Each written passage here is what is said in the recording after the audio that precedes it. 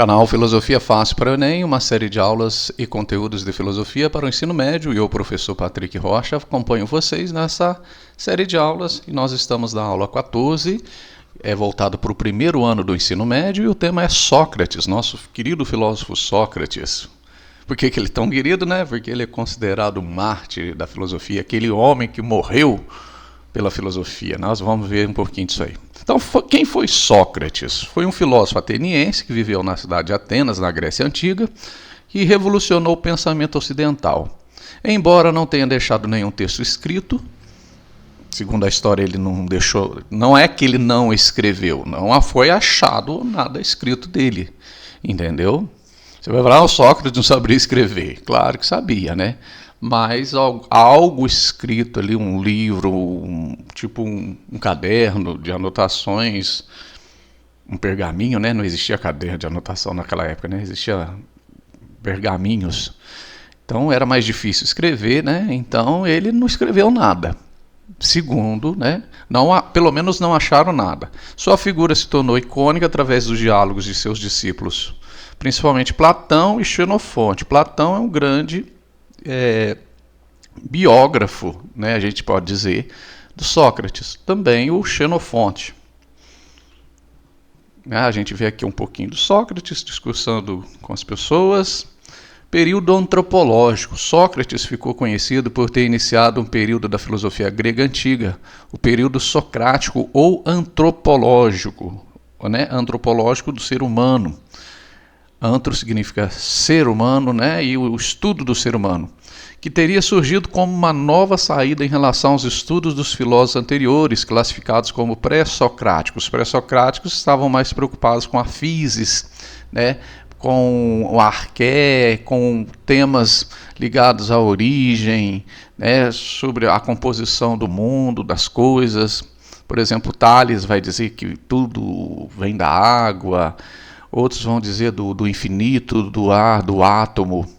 Mas Sócrates vai mudar isso aí, né? A filosofia passaria, então, com Sócrates, a abordar questões essencialmente humanas ou questões advindas das relações humanas e do convívio em sociedade, como a justiça, o bem, a moral e a verdade.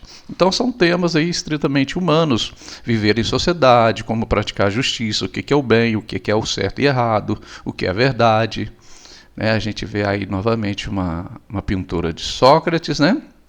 Método socrático. Sócrates dizia-se um parteiro de ideias, assim como sua mãe era uma parteira que trazia bebês ao mundo. Sócrates trazia as ideias, mas não dele mesmo, mas sim das outras pessoas, que ao conversarem com ele passavam pelo seu método. As pessoas retiravam as ideias dentro de si mesmo. Sua missão era, sobretudo, a missão do diálogo, que levava as pessoas à evidência da própria ignorância. Então, quando você evidencia que você é ignorante, que eu sou ignorante, que todos nós somos ignorantes, ignorante a quê? Ignorante a um monte de coisa. Porque, por exemplo, vamos lá, um médico, eu vou dar um exemplo aqui. Um médico, ele pode ser ótimo, ele pode ser o melhor médico do mundo, mas ele não vai entender tudo de medicina. Por exemplo, ele pode ser um ótimo cardiologista e, ao mesmo tempo, ele pode ser também psiquiatra e, ao mesmo tempo, ele pode ser cirurgião, que é uma coisa super mega difícil, né? Um médico ter, por exemplo, 2, 3, 4 especializações, mas mesmo que ele tenha, por exemplo, suponhamos que o médico José, ele é residente em psiquiatria, residente em cardiologia, em cirurgia geral, em neurologia. Olha, isso seria uma coisa muitíssimo raro, muito raro, né? Isso aí é muito difícil de acontecer.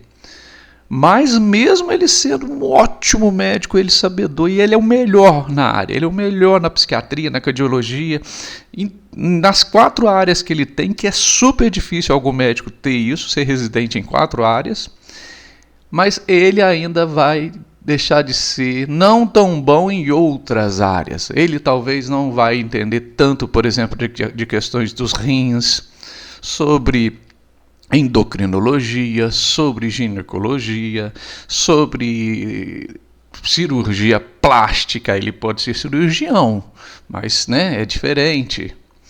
Nutrologia, entendeu? Então não significa ele, para algumas áreas da medicina, ele vai falar assim, isso aqui eu não sei, entendeu? Isso aqui não é que, tipo assim, isso aqui é melhor você levar no especialista. Por exemplo, quando você vai no posto de saúde, você está com dor de cabeça. O médico clínico geral que vai atender ali, ele pode ser especialista em qualquer área, mas ali ele está como um clínico generalista, ele vai falar, olha, vou passar esse remédio tal para você. Se essa dor de cabeça não melhorar, você vem aqui, a gente tenta outro. Se não melhorar, eu vou fazer um caminhamento para você ir no neurologista, tá bom? Porque aí não vai ser mais comigo. Ele está falando assim, não vai ser mais comigo, porque né, é uma coisa que está difícil de descobrir. Então é melhor um especialista. Então ali ele está admitindo a própria ignorância, entendeu? A própria limitação. Não é que ele é um ignorante. A ignorância, gente, não é uma palavra assim também tão pejorativa. É a limitação. Então, por isso que ele dizia assim, só sei que nada sei, sabendo que nada sei, sei mais do que não sabe que não sabe. Entendeu? Então, aquele que não sabe, ele não sabe. Entendeu? Então é isso. Então a gente tem que saber que diante de tantos conhecimentos que existem no mundo, eu não vou ser fera em tudo, entendeu? Eu sou professor de área de humanas, eu sou formado em História, Filosofia, Ciência da Religião, mas, por exemplo, eu não domino matemática, somente a matemática lá do ensino médio. Inclusive matemática lá, por exemplo, de áreas mais difíceis, pior ainda, na área de engenharia elétrica, que tem uma das piores matemáticas do mundo, eu sou um ignorante. Eu posso dizer que em relação à engenharia, à matemática de uma engenharia elétrica, eu sou um ignorante. Eu tenho uma limitação muito grande. Eu posso entender alguma coisa de filosofia, de história, mas também eu não sou craque, entendeu? Eu, por exemplo, se alguém pode me perguntar de um filósofo, né? Fala do filósofo Ockham, Guilherme de Ockham. Né? Eu sei que ele tem lá a questão da navalha, né? Da qual tem que, tipo assim, se uma coisa é mais simples que a outra, escolha a coisa mais simples. É um princípio que ele tem lá. Sei disso. Mas eu sei aprofundar? Não, profundamente o que Ockham, né? Não sei muitas coisas, muitos filósofos aí também não vou conhecer a fundo, né? A fundo, né? O que alguns filósofos têm. Por exemplo, né? Eu estou falando para você, aquele professor PhD de faculdade, ele às vezes ele se especializa numa linha. Existem várias linhas de filosofia, entendeu? E ele vai se especializar em uma só, entendeu? Então, por isso que a gente, né, isso aí, a gente não sabe tudo. Vamos mudar de assunto, né, e passar para a maiêutica. O que é a maiêutica?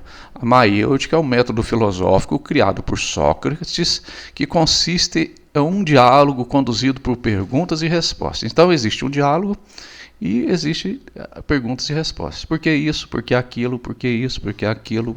Né? Como você faz isso? Como você faz aquilo?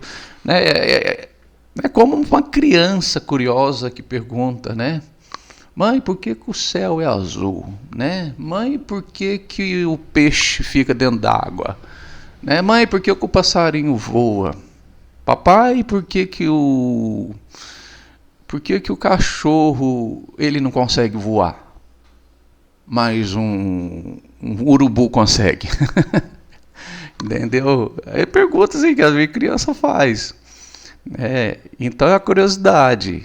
Através desse método, o filósofo buscava levar as pessoas a refletirem sobre suas próprias ideias e a encontrarem a verdade por si mesmas, né? Então ele iria fazer, criando um diálogo, claro, ali com certa, também mostrando ali, né, algumas coisas que precisavam ser mostradas, né? Comparada à arte da parteira, a maêutica dá à luz o conhecimento que já existe dentro de cada indivíduo.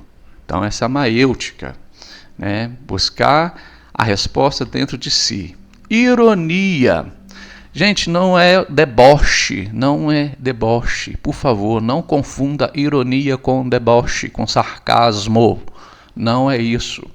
A ironia aqui é a resposta em tom irônico dada ao interlocutor servia para desconcertá-lo e mostrá-lo que o conhecimento que ele julgava ter estava, na verdade, incorreto. A ironia socrática não é sarcasmo, como eu disse, é uma disciplina espiritual. Sócrates se colocava como aprendiz para revelar a fragilidade do saber alheio. Tipo assim, existe uma fragilidade aí, naquilo que você está defendendo, naquilo que você está falando. A ironia desarma para conduzir à verdade. Por exemplo, quando eu falo assim, olha, o meu candidato, ele é perfeito.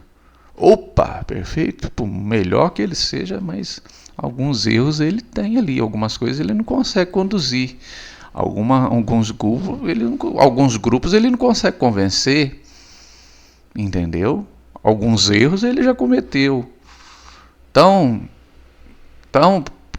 isso aí, por exemplo, né, na política, na vida, em vários assuntos aí, né, a ironia não é o deboche, sim, tipo assim, é você devolver, né, será que isso que você está falando é verdadeiro? Será que tem uma integridade? Será que existe uma certeza mesmo nisso? É colocar em xeque, entendeu? Porque a gente tem que ser colocado em xeque, porque às vezes a gente pensa que tem verdades absolutas e a gente não tem, entendeu? Isso seja no campo político, seja no campo ético, seja naquilo que a gente acredita. E às vezes aquilo que a gente acredita não é tão verdade assim, entendeu?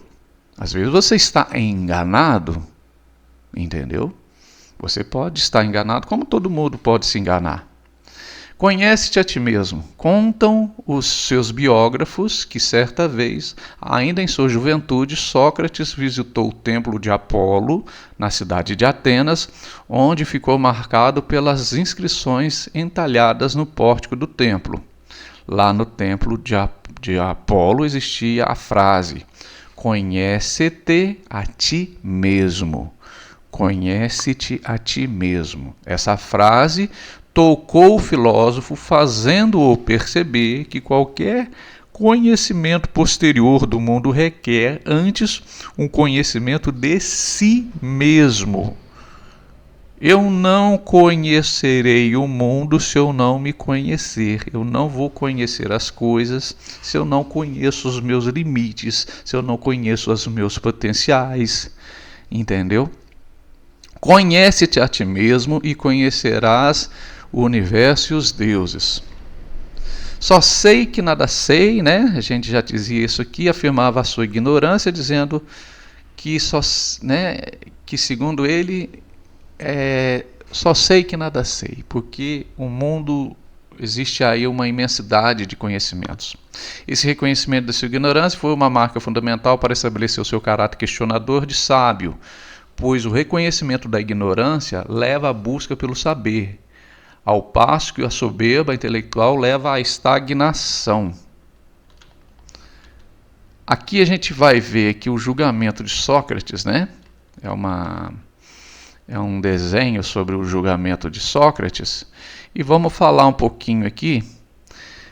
Sócrates ele foi acusado de não reconhecer os deuses do Estado, né, era um crime, induzir novas divindades, tipo uma heresia, que eles falavam que Sócrates estava endeusando a razão, e corromper a juventude. Por que corromper? Porque o Sócrates era muito carismático, os jovens, né, o seguiam, E a política, os conservadores de Atenas, eles falaram: esse cara está atrapalhando a nossa sociedade.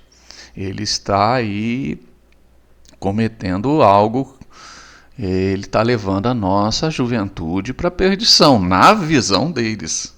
Entendeu? Essa juventude vai começar a nos questionar, essa juventude aí vai querer tomar o nosso poder, porque é isso, né, gente? Quando você aprende, questiona, por quê? Vamos lá, gente. O que aconteceu com Sócrates aconteceu com várias pessoas pelo mundo que buscaram uma libertação mental, espiritual, política, econômica do mundo. Né? Por exemplo, os grupos políticos, principalmente aqueles que têm o poder, eles não gostam de pessoas que levam algo novo, que fazem questionamento. Entendeu? Por que a educação pública no Brasil, eu vou falar no Brasil que eu não sei, não, já não posso falar de outros países, entendeu? Eu sei que muitos países também dizem que está horrível, entendeu? Muitos países aí, tirando a China, que diz que a China está bombando, né? Porque a China é um país que realmente a população está vivendo um bem-estar generalizado, entendeu? Você está defendendo a China. Você está defendendo a China porque você é comunista. Eu não sou comunista, não sou filiado ao Partido Comunista, mas a gente pode reconhecer que sim, não estou falando no ano 2026, a China já passou por muitas dificuldades, mas hoje a China em 2026, todo mundo que viaja, que faz viagens, que está conhecendo a China, diz que a China é um país altamente tecnológico, a população vive um bem-estar muito grande, entendeu? Então, eu estava dizendo que os poderosos não gostam de quem questiona. Então isso aconteceu com Sócrates, de certa forma aconteceu com Jesus, aconteceu aí com vários líderes, aconteceu, vamos lá, com Gandhi, com Luther King, entendeu? Então, por isso que eu estava falando, por que os políticos não gostam de uma educação pública de qualidade? Porque se o governo oferece uma educação pública de qualidade, os jovens, os adolescentes, eles vão começar a aprender realmente sobre aquilo que os manipula, aquilo que os aprisiona, e eles vão ficar muito chateados, né? Tipo assim, eles vão querer mudar o mundo, entendeu? Então, quando a pessoa conhece, ela quer mudar o mundo. Então, não há interesse algum dos poderosos em melhorar a escola pública. Por quê? Porque se eu educo, se eu levo consciência de classe, eu levo a pessoa a pensar de forma integral, essa pessoa vai me questionar, vai questionar o meu governo, vai querer tomar o meu poder, vai querer estar no meu lugar e eu vou perder privilégios. Então, isso aí também aconteceu com Sócrates. Pode ter, não tenha dúvidas. Então, Sócrates foi julgado por um júri composto por outros cidadãos da polis e sua pena seria definida a partir do julgamento. Cidadãos, né? Sócrates manteve-se firme em apresentar argumentos que contradizessem as falas de seus acusadores. Ele foi ótimo, ele foi um ótimo advogado de si mesmo. Porém, essa atitude não foi suficiente para que o filósofo fosse absolvido. Em 399 a.C., o filósofo recebeu o cálice contendo cicuta, o veneno utilizado para sua execução. Ele mesmo bebeu o conteúdo do cálice e poucos minutos depois morreu. Então, gente, o julgamento de Sócrates, ali dizem que Sócrates se tornou o mártir da filosofia. Ele não voltou atrás naquilo que ele acreditava, ele foi verdadeiramente corajoso e um mártir, segundo nos contam. E é isso, gente. Muito obrigado e até a próxima.